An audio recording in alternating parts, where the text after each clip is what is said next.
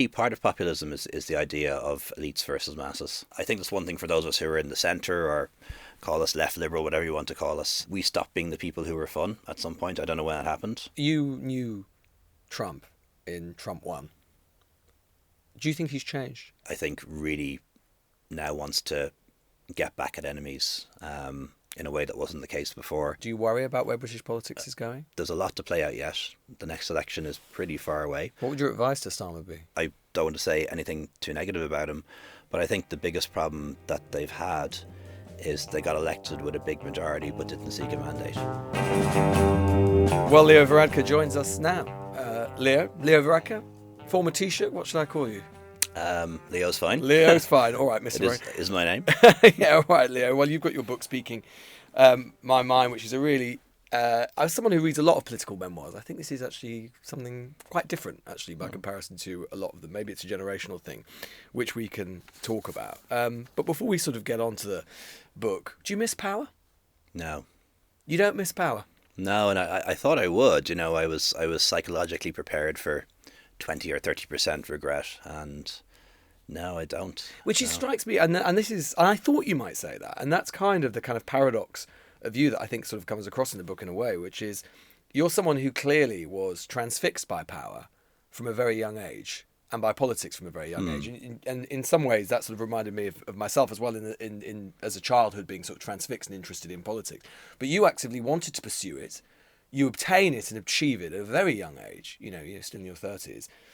And you would think, therefore, that having achieved this thing you had been captivated by, that it would kind of completely fulfill you. And yet I get the sense that, certainly towards the end at least, it didn't. Of course, it's about service as well as power. But look, I loved it. And I loved it for a long time. And even though I got in early and out early, it wasn't a short innings. I first ran for election 25 years ago. When you were 20. 20 years old, crazy, didn't get elected. But I did the next time. So, I was over 20 years in elected office. Do you regret going into it so young?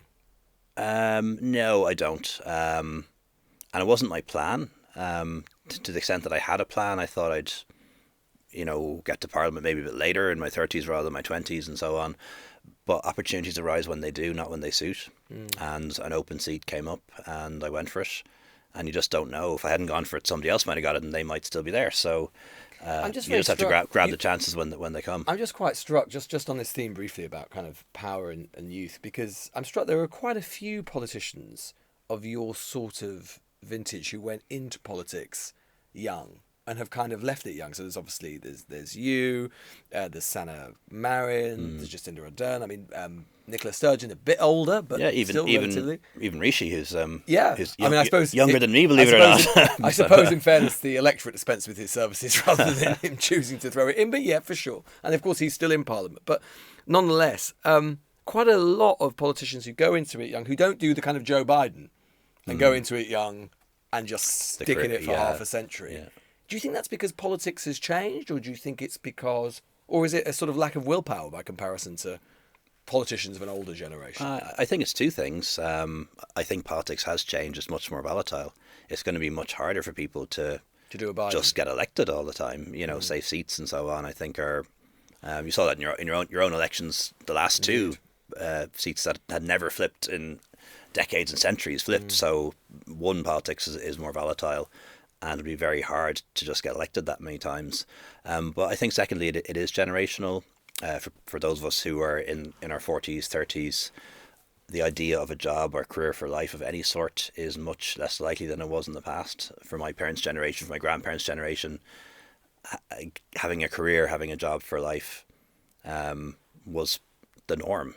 Now it's not anymore, so it's not surprising that's reflected in politics. But I think we'll talk about this in more detail. But when you consider the clash that there is now, one of the defining political clashes of our time is clearly between sort of anti-system, populist politics, and between politics, for want of a better expression, of the centre, of what was once the mainstream of the system itself. Is it maybe the case that maybe politicians on your side of thing don't have the sort of staying power?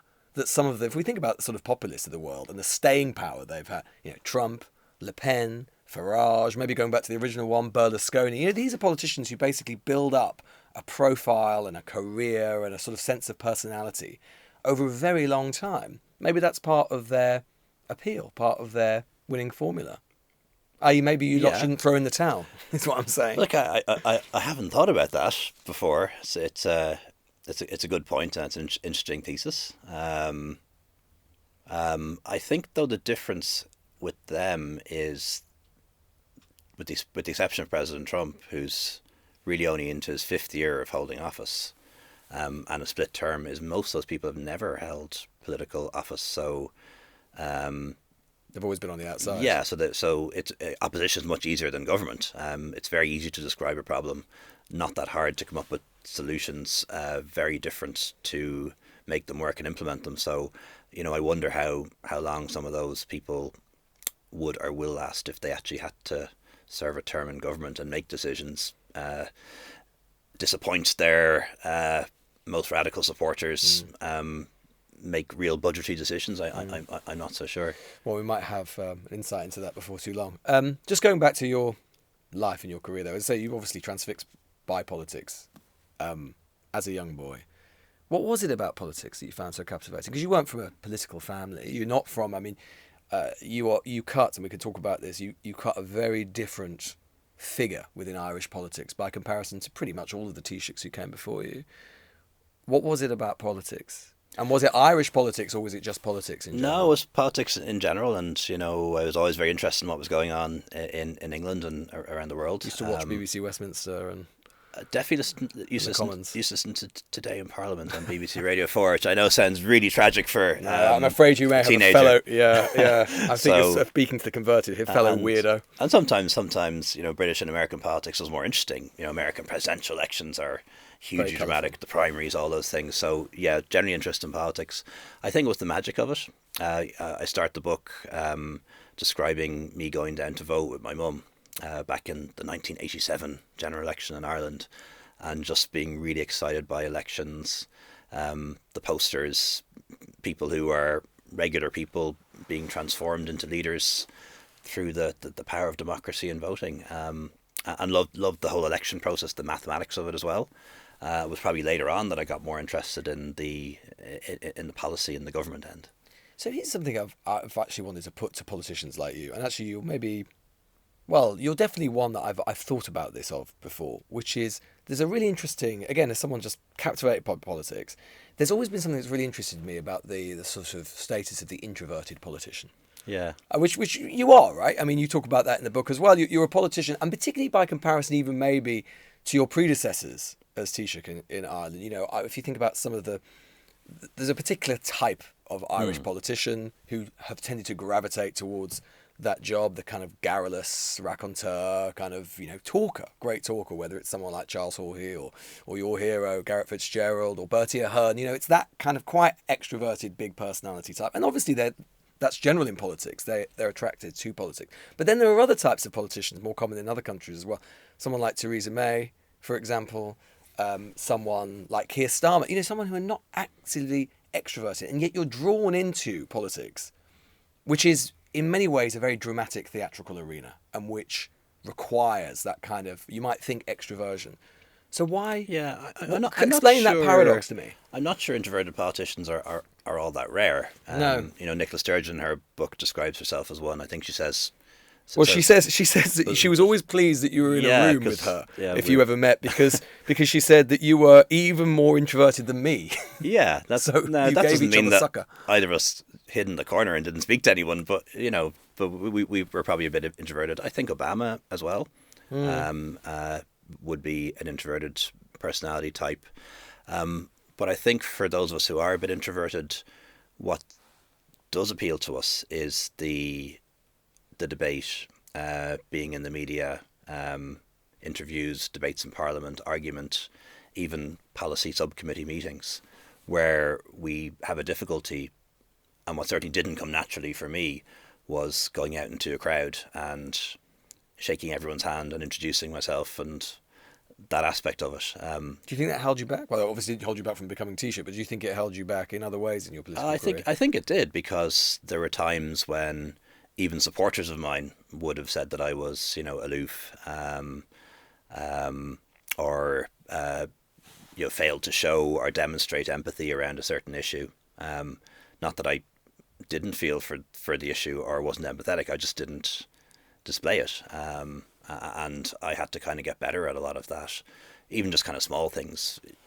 Walking into a building like this building today, knowing that you should try and say hello to people, shake hands with the person behind the security desk, that type of thing, which just wouldn't have come naturally to me before. You had to I learn had to kind of learn all that, yeah. And I'm kind of sorry I didn't realise I ought to have learned it earlier, because I think I wrongly saw a lot of that as being performative and not being genuine or authentic. But that was wrong. Like these, how you make people feel is really important, and not just what you say to them. And I had to learn all that. Oh, they're really good at it. They're funny. They speak in language that people understand. And I think that's one thing for those of us who are in the centre, or call us left liberal, whatever you want to call us. We stopped being the people who were fun at some point. I don't know when it happened. And why do you think that was? Not sure, but there was a time, certainly in Ireland, that if you were going to be denounced or you were going to be cancelled, it was going to be by the right, by the Catholic Church, and their supporters were going to say this opinion is unacceptable, that person is excommunicated. And I think in the past decade or so, maybe there is an overreach by those of us who are liberals. I don't think I'm particularly guilty of it, but I'm saying it more as a group, that we became the ones who said what words you were allowed to use, what opinions were acceptable and engaged in cancel culture. Now, both sides do it, by the way, and we really see the MAGA movement doing that at the moment in America. But I think that's something we need to probably reset. It's almost as if that test is as to which of the candidates would you like to go for a drink with.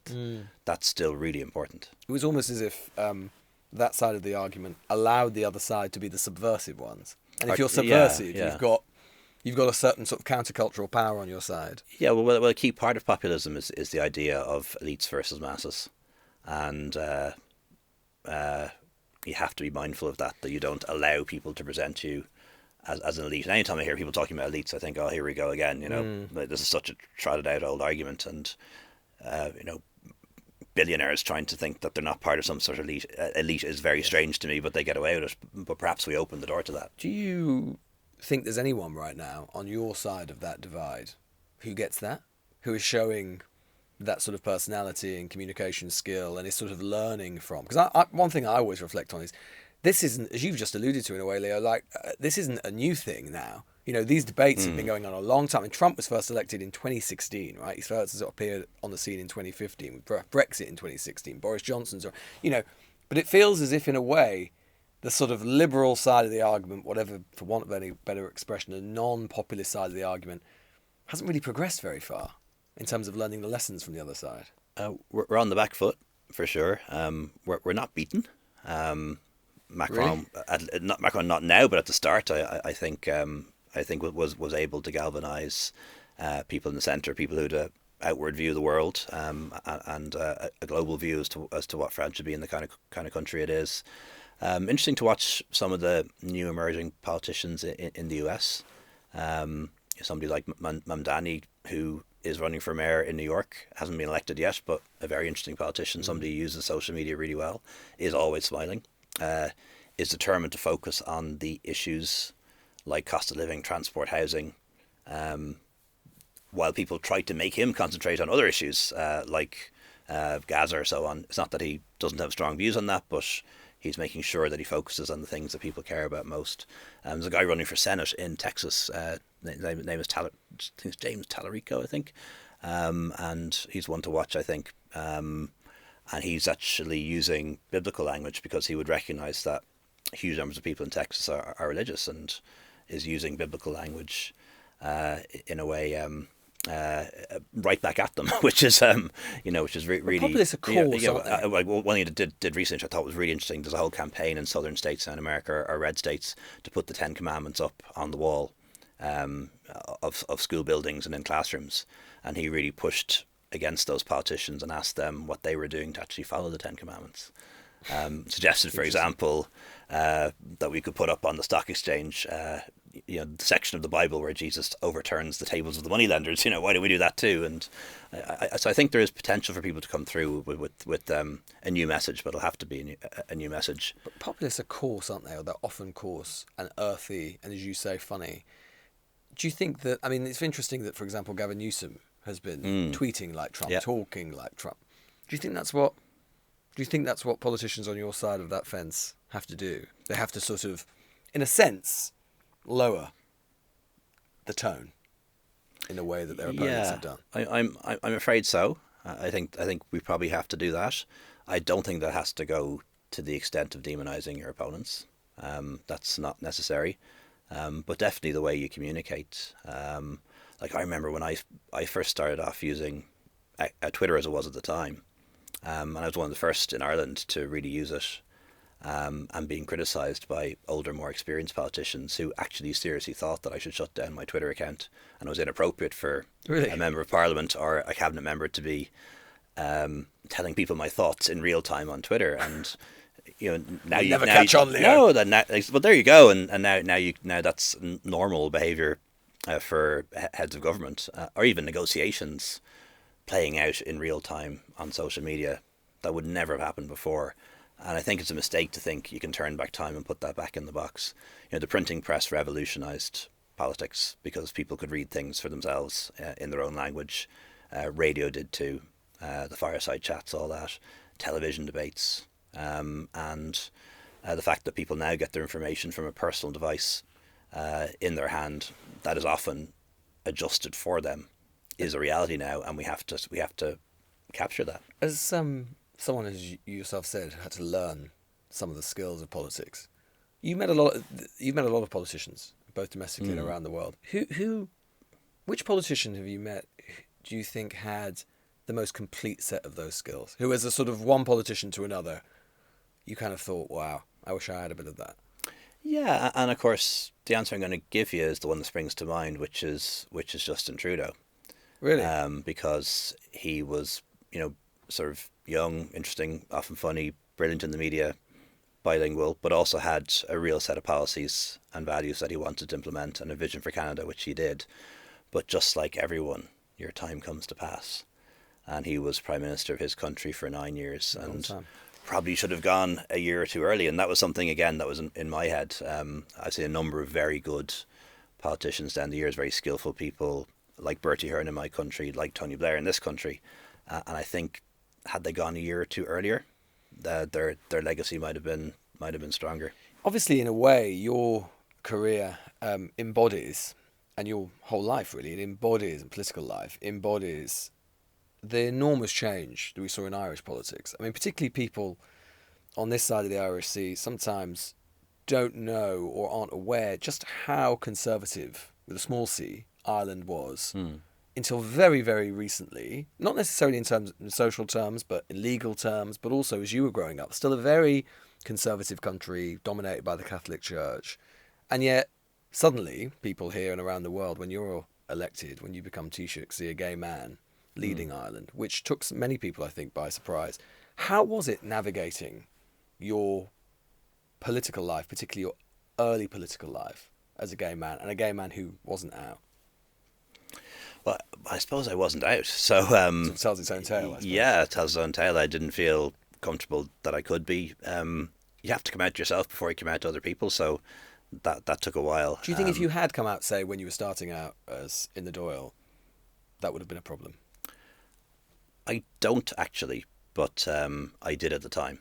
And one or two politicians came out before I did, and part of the reaction to them, which was broadly positive, and this is from a traditionally centre-right, albeit liberal right party, the reaction really was fine, and that kind of helped it for me. But it is easy to forget how much Ireland has changed. So the Ireland that I grew up in the 1980s, in the early 1980s, it was illegal to be gay. Or homosexual acts anyway were illegal. You couldn't get divorced. You could rape your wife, beat your kids, and so could their teacher. And that's in my lifetime. And things have changed fundamentally. But it didn't just happen all of a sudden. It was coming for a long time. A lot of it had to do with prosperity, people migrating and coming back home to Ireland with liberal ideas from places like England and America, and then of course the loss of confidence in the Catholic Church around the financial and child abuse scandals, which really meant that huge numbers of people just wouldn't agree or listen to what they would say anymore. And there are lots of great people in the church. Catholics have contributed enormously to our country, but it did totally shake confidence in them. And for a long time, particularly in the kind of era of kind of high liberalism, maybe the middle part of the last decade, 2014, 15. The great liberal era, I think they're calling it. The great liberal era. You know, it implies it's over, it may not. Yeah, well, it feels like it. But it felt like for a long time, particularly from the end of the late 1980s and onwards, right up to the middle part of that decade, it felt like that there was a sort of Whiggish kind of sense of progress, right? Particularly for people on the liberal side of things. That, you know, the much quoted, oft quoted, Obama, MLK thing about, you know, the arc of history is long but it bends towards justice. And this idea that there was an almost inexorable march to sort of greater liberalism and a greater acceptance of social right, gay people and so on. It hasn't felt like that quite so much of late, for obvious reasons. Indeed, even in the last week or two, we've been discussing more and more about LGBT rights. We've talked and seen the appalling assassination of Charlie Kirk. Now, Charlie Kirk was someone who did not share those views in many ways around gay rights and so on. Talked about it being an affliction. Nonetheless, obviously, for he is being lauded as a sort of champion of free speech, etc., etc. How do you feel, as a gay man, as a very leading gay politician, where do you think we're going on these questions of social justice, LGBT rights in particular? Well, I think the arc of history does bend towards progress and justice, but there are always setbacks along the way, and there are backlashes, and they can be very deep. There are roughly 30 countries in the world in which you can marry your same-sex partner. There's roughly 70 in which it's illegal to be gay. So, you know, that was the starting point 10 years ago. So the fight is still very much underway in the West to defend what we have achieved, and then in the rest of the world to try and bring things forward. I can give you a very pessimistic view. You know, the late 1920s, the 1930s was a period of pretty relative liberalism. You know, Berlin was one of the most avant-garde cities in the world. There was a Jewish finance minister in Germany, a Jewish prime minister in France, and things looked very different 10 years later. But 20 years after that, in the 60s, we had another period of liberalism. So the pendulum does swing back and forth. I fear we're in a period now that is reminiscent to the 1930s. In what way? Essentially the rise of authoritarianism. The desire by a lot of people to have a strong leader and a strong government that just gets things done, even at the expense of democracy. Despite people talking about free speech, actually cracking down on it, which is what's happening in the US, attacking media freedom, attacking academic freedom. We see that in Russia, we see it in Hungary, other countries in Europe, we see it now in the US. All those things historically are preludes to the demise of democracy. So the stakes are high. But we're not beaten. This still has to play out. And even if you look at somewhere like Hungary now, which I think was one of the first countries in the West to go down authoritarian road, there's a very good chance that if there are free and fair elections in Hungary next year, that there'll be a change of government. So every generation has to have the fight. It's never just one. Do you think you knew Trump in Trump 1? Do you think he's changed? I think he has, actually. I met him loads in America and on his visit to Ireland. I'm not going to pretend to be able to read the man's mind. I can't do that. But it's not just that the constraints aren't there. The first time there were checks and balances, the courts, the traditional Republican Party, the pre-Trump Republicans were still there. He had checks and balances and constraints that are no longer there. He's surrounded by people who stuck with him after January 6th, 7th, who are, loyalists. But I think he has changed. He definitely seems to be very embittered by his loss of the presidency. Doesn't believe that he lost that election. Do you think, having known him and spoken to him lots, do you think he genuinely believes that at this point? I do.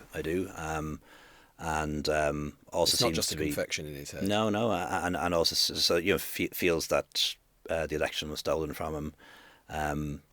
Was very embittered during those 4 years when he was being pursued in the courts, and I think really now wants to get back at enemies in a way that wasn't the case before, and also has taken an interest in issues that wouldn't have been the case before. Like we touched on LGBT issues. The Trump of 8 years ago was an opponent of bathroom bans. Said they were a terrible idea. North Carolina shouldn't do this. It's bad for business. Now he's using the trans issue as a means to promote his political agenda. So he's changed on a few fronts and then much more willing to just do what he wants to do and see what the courts say later. There wasn't as much as that in the first term. So we see things like the use of legislation from hundreds of years ago to impose tariffs and to crack down on enemies. You didn't really see that in the first term, and there's a willingness now to do those things. So you got on with him in the first term when you relay in the book. I did. Well, one you kind of have to. It wasn't my job to go over to the White House and insult them. When you're in politics, you have to respect that other countries elect their leaders. You seem to genuinely quite like him. It wasn't just. But he is very. At least when I met him, I don't know what he's like now, but I think it's probably still true. Like he is very personable. He is very chatty. Smart. He is smart. He's intelligent. Because there's a kind of liberal critique that he's thick. Yeah, no, he's not, and it would be a huge mistake to underestimate the intelligence of this man. He's very smart. He knows how to talk to people, knows how to trigger them, knows how to distract them. He's a brilliant user of the new media. All that is very evident to me. This is not a stupid person by any means. This is a very smart person. What he isn't is knowledgeable, and that's a strange combination, to be intelligent but not to have much knowledge. Probably wouldn't. Or curiosity. Our curiosity, and even going back to my conversations with them, Ireland, UK, Europe, Euro, not really sure what all those things are or who's in what. Do you think he had any real which countries have conception? nuclear weapons, which don't, for example? Is Spain a BRICS country? So not knowledgeable and not keen to learn. What was his conception of Ireland? Did he have any understanding or conception of Well, Ireland? he knew a bit about Ireland because he has a golf course in County Clare, so had been to Ireland and knew a bit about Ireland. But again, he has described his golf course in Ireland as being in the UK, and I don't necessarily think that was a slip of the tongue. And when we were talking about Brexit and the possibility of a hard border between North and South in our conversations, and this is on camera, I'm not sure if he was clear as to whether we were trying to build a border or whether we were trying to stop there being a border. So that's kind of worrying, and then conflict from one issue to the next. But he is in many ways a little bit like a king more so than a politician, and holds court, and people need to show their loyalty and pay fealty, and whole systems of patronage as well. It's kind of what the American Constitution was designed to avoid. Do you think Starmer's handling him well? I do. I don't enjoy watching it. Seeing people buttering him up and having to be maybe a little bit sycophantic. I understand why he's doing it.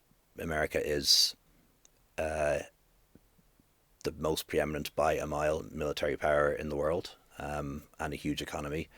We need their ongoing support in places like Ukraine. And I think that's where Prime Minister Starmer has been at his best in many ways, is trying to keep President Trump on side for European security, and particularly in relation to Ukraine. And we saw that after Zelensky's dressing down in the Oval Office, among the people to act first and act most effectively was Prime Minister Starmer. So I know he's getting a hard time for lots of things in the UK at the moment, perhaps for good reason. Being able to hold Putin at bay is so important for the future of our continent and the future of our freedoms. You talk about the rise of authoritarianism and the weakness and frailty of democracy. One place where democracy does not feel, at least to me especially, weak is Ireland itself.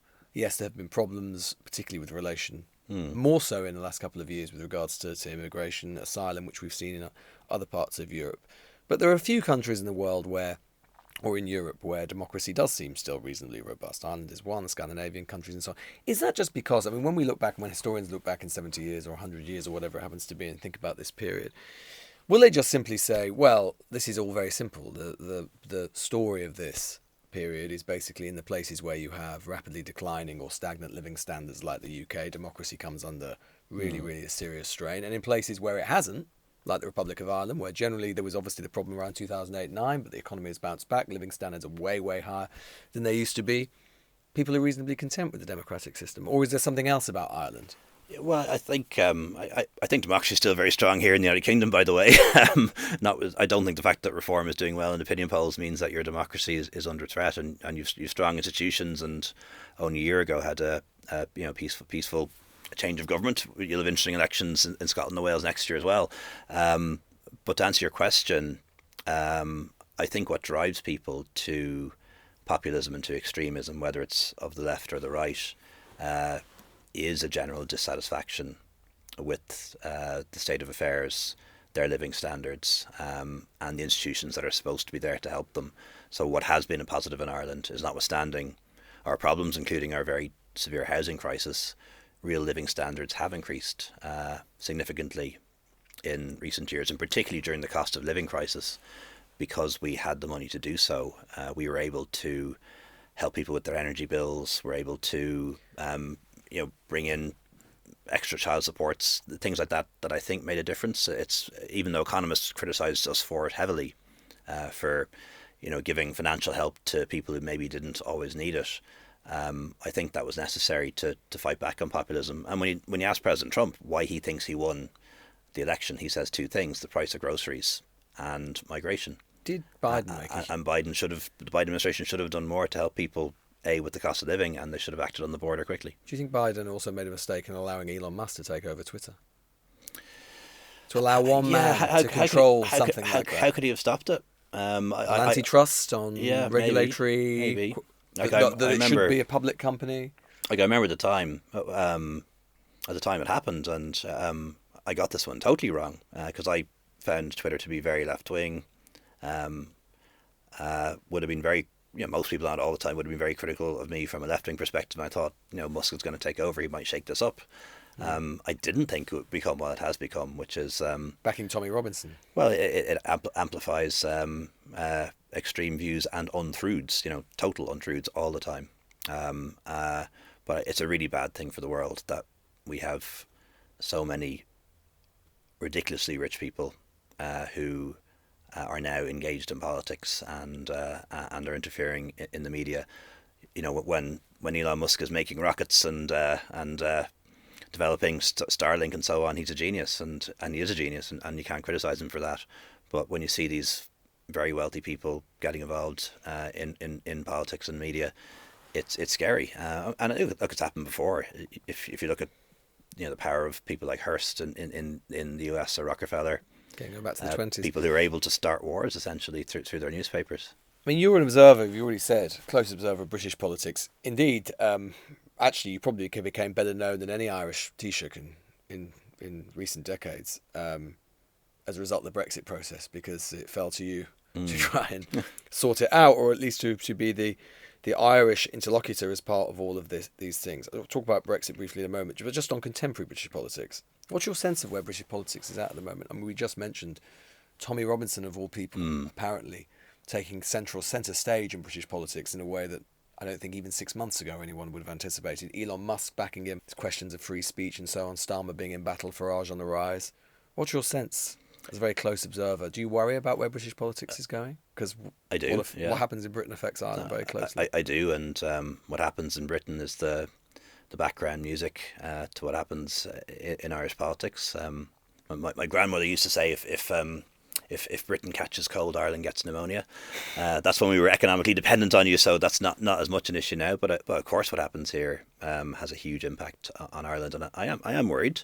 I'm not despondent, though. There's a lot to play out yet. The next election is pretty far away.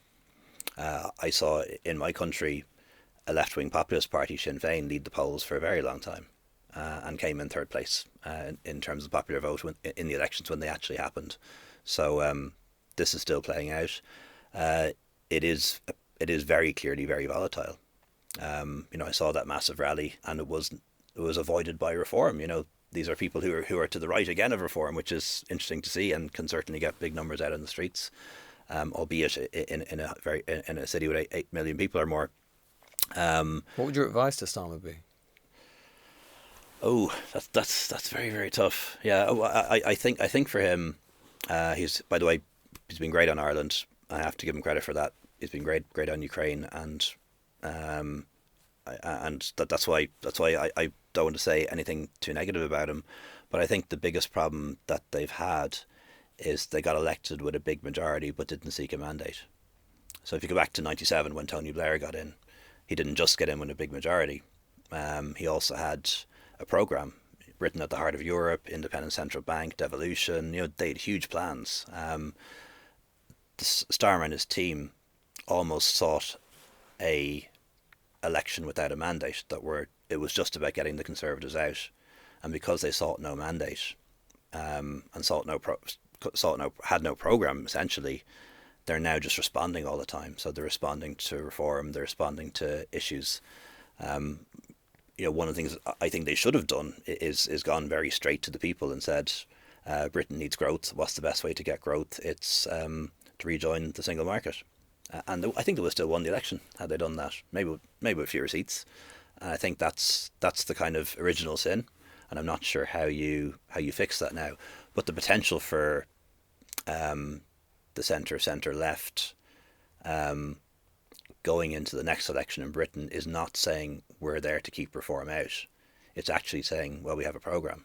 There's a lot of talk about, and we hear this from Farage, we hear it from Robert Jenrick, I think Kemi Badenoch's going to do it, committing to withdraw the UK from the ECHR. Now, of course, the ECHR is an actual quite central part of the Belfast Agreement, the Good Friday Agreement. What effect do you think that would have if a British government withdrew from the ECHR? On that process, on that agreement? Well, look, I think the ECHR needs to be, and the Refugee Convention needs to be modernised. So I'd prefer to see the UK trying to do that with other countries than withdrawing from it. And bear in mind, if they withdraw from it, they're not just withdrawing from a set of rules around asylum. It's a whole set of rights, ranging from things like equal pay for men and women. So the consequences are much greater than people may think. In the UK withdrawing from European international law. And that debate needs to be had and spelled out to people. In relation to Northern Ireland, the ECHR is written into the Good Friday Agreement. I'd have to look at the exact provisions. One thing that could happen and could be proposed is that the ECHR would still apply to Northern Ireland and not to Great Britain. But that creates all those Brexit type problems again, applying a different set of European and international laws and rules to Northern Ireland, to the rest of the UK. Do you think Nigel Farage, if he were Prime Minister, would be an effective guarantor of that agreement and a good partner for the Republic? I don't. If he did become your Prime Minister, we'd have an obligation to work with them and deal with them, and we would. He has said interesting things about Ireland. He predicted unification in an interview with the Irish Times not that long ago. Now he walked back from it, but it was interesting that I'd never heard anybody who might be British Prime Minister.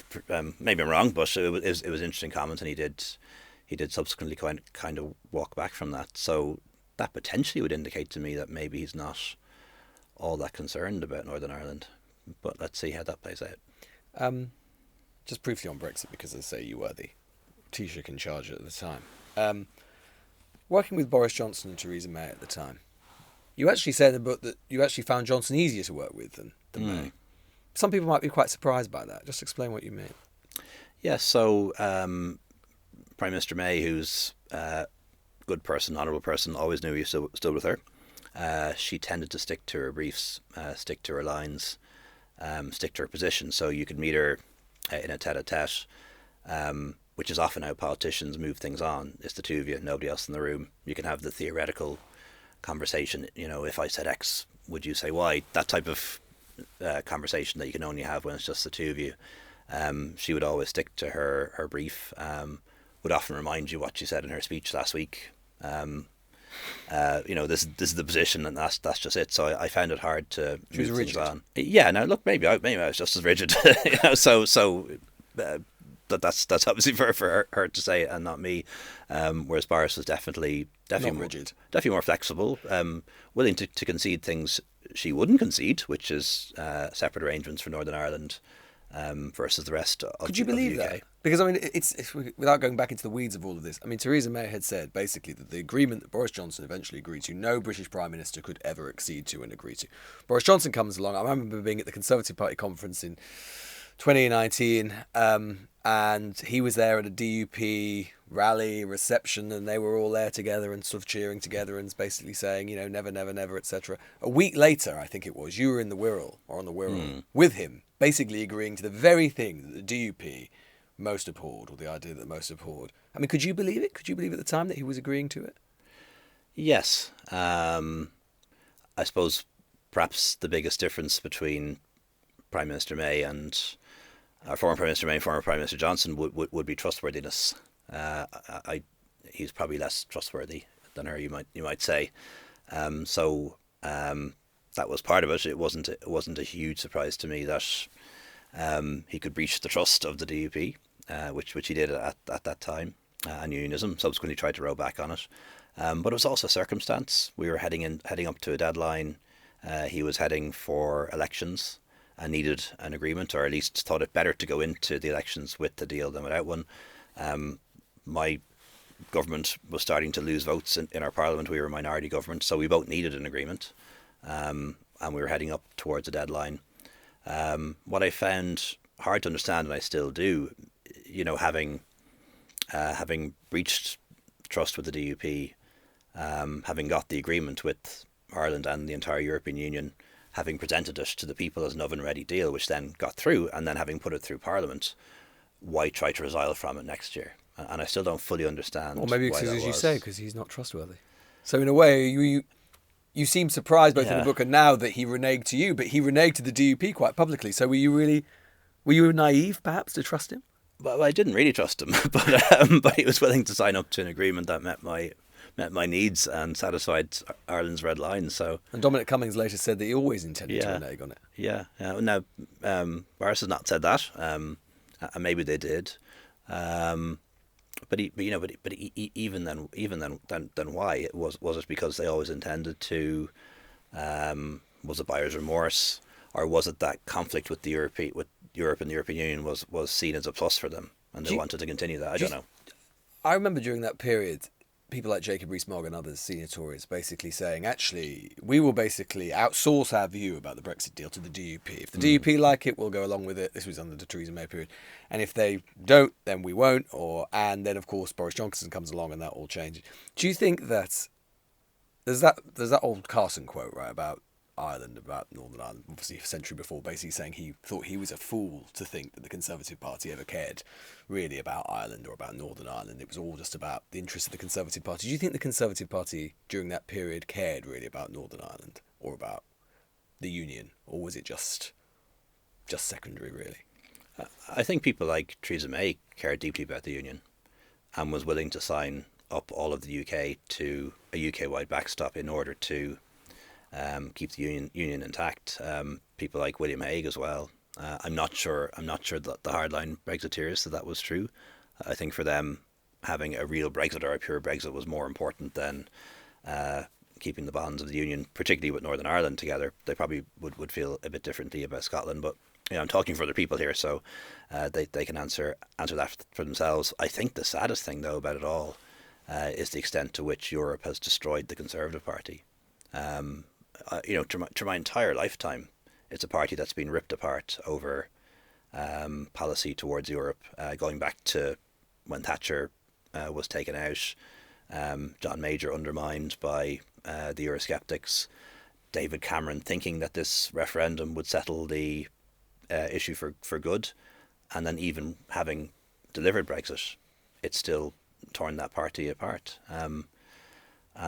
It's kind of sad in a way. Actually, in a weird way, it happened with the Conservative Party in the past when Joe Chamberlain left. So you have this theme running through they can't history get it out for a their long heads, time. Leo. They can't get it out their heads. Yeah, but it might just have finished them off this time. But and do you I suspect not. Do you think that, in terms of the current settlement with Northern Ireland, is this the end state? Or, I mean, there was so much talk during that period that this was going to accelerate the process towards reunification.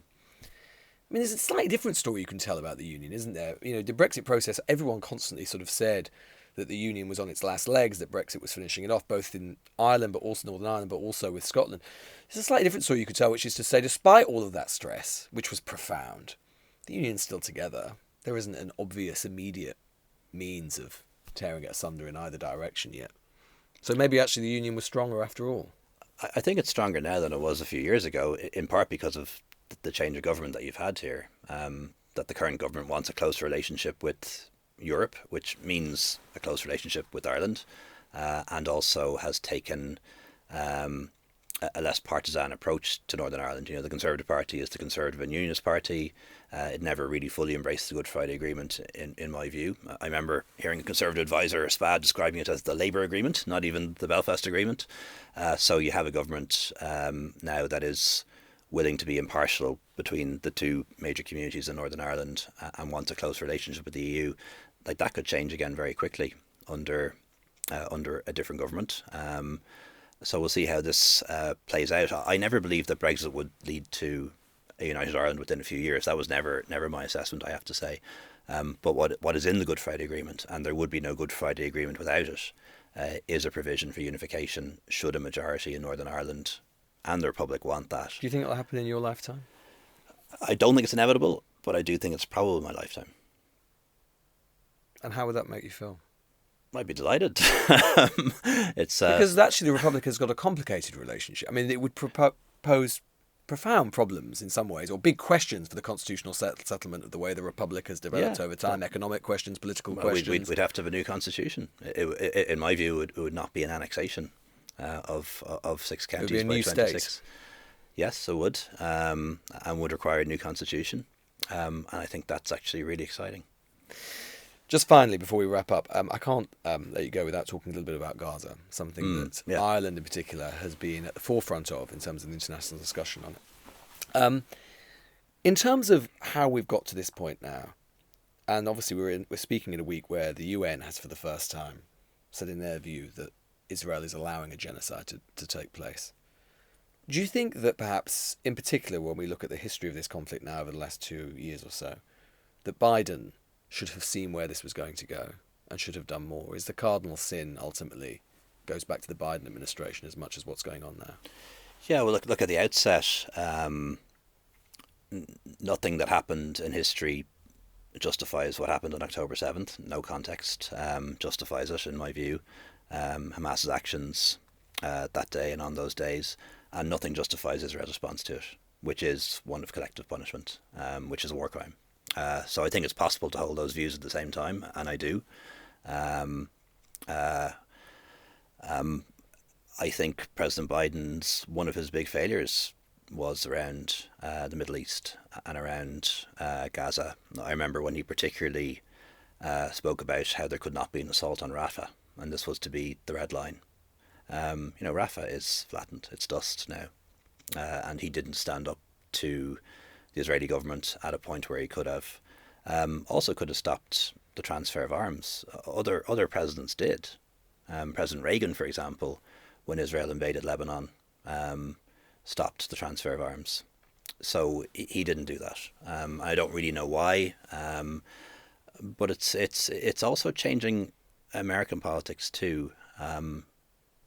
The attitude towards Israel by the average American has changed now. Particularly among Democratic voters, particularly among younger voters, and even very many liberal Jewish voters. I mentioned Mamdani there earlier, and I'm not going to predict the future here, but there's a very good chance he'll be elected as the mayor of New York, in the city of New York, the second biggest Jewish city in the world, with the votes of huge numbers of Jewish New Yorkers, mainly because of issues related to New York, but also because they no longer support what's happening in Gaza and don't like to see their religion and their heritage being used as a means to crack down other people's freedoms. Britain is due to recognise a Palestinian state. Is that something you welcome? Or is it too little too late? Is it something you welcome, Britain's recognition, or is it too little too late? I think it's very welcome, but it's not enough. And what we're talking about now at European Union level, is trade sanctions, ending preferential trade agreements, ending arms sales, and also specific sanctions on Israeli ministers and violent settlerist terrorists. And I'd like to see the UK doing something similar. Look, we've spoken about all manner of different political issues, politics. It's still clearly something, going back to how we started the discussion and the conversation, something that captivates you. You really don't miss it at all? You don't have a fancy going back in there? No. Not at an international level, maybe at EU level. If the EU Council were to come knocking at some point, you wouldn't fancy that? It doesn't work like that. If I wanted to pitch myself into an EU role or a UN role, I could have tried that a year or two ago, and I didn't. No, definitely enjoying personal freedom, intellectual freedom. It's been really great for the last few months. I don't think you'll ever go back into it. I don't ever see myself running for elected office again. But like I fell out of love with being Taoiseach. I didn't fall out of love with politics. I'm still interested in it. We're here talking about it. As Tony Benn once said when he left Parliament, he said, "I'm going to go and spend more time in politics." Well, yeah, there'll be a bit of that. Like, I'm still involved in campaigns that I care about, and I'm still going to get stuck into different issues. The difference is now is that I can choose what they are freely, and I'm not accountable to anyone really, or responsible for anyone, and that gives me a lot of freedom. Leo Varadkar, thanks so much for joining us. Thank you. The Newsagents. This is a Global Player original podcast.